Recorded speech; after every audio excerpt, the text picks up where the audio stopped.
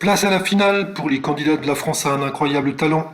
Ce mercredi 22 décembre, les 8 artistes sélectionnés à l'issue des demi-finales rejoindront les 5 participants qualifiés grâce au Golden Buzzer, c'est-à-dire World Taekwondo, grâce à Hélène Ségara, Ranges et Brichapik avec Eric Antoine, Sadek et Mega Unity pour Sugar Sammy, Icy Dragon par Marianne James et Le Cœur de Saint-Cyr par Karine Le Marchand.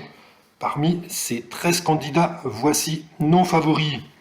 Alors, Dasquad, ils ont ému le jury aux larmes, aussi bien aux auditions qu'en demi-finale.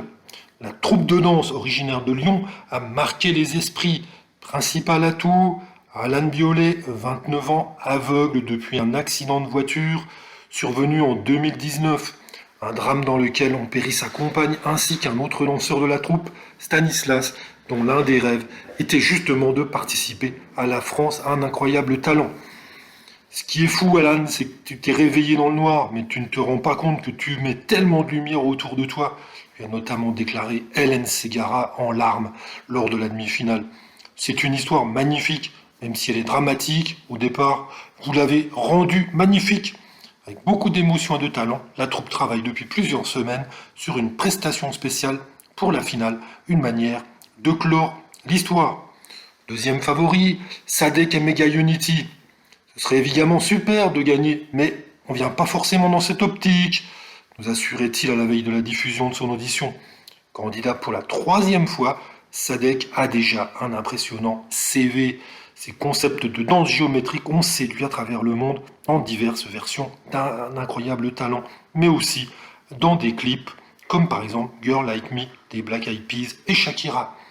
Des numéros visuellement ébouriffants qui lui ont même valu de participer à la cérémonie de passation de la flamme olympique entre Tokyo et Paris lors des derniers Jeux.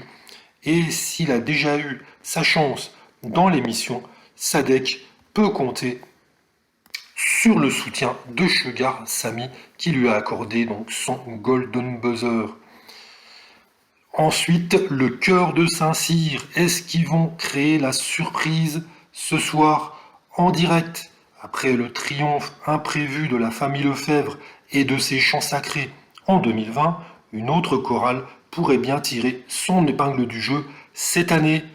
Coup de cœur de Karine Le Marchand, très touchée par leur audition au point de les envoyer directement en finale.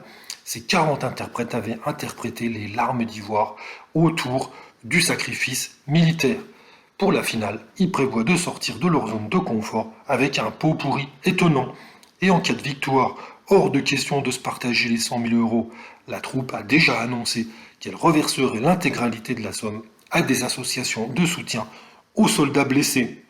Une belle cause donc, et espérons une belle finale ce soir avec peut-être un de ces 3 favoris qui sera couronné. Mais quoi qu'il en soit, bonne chance à tous.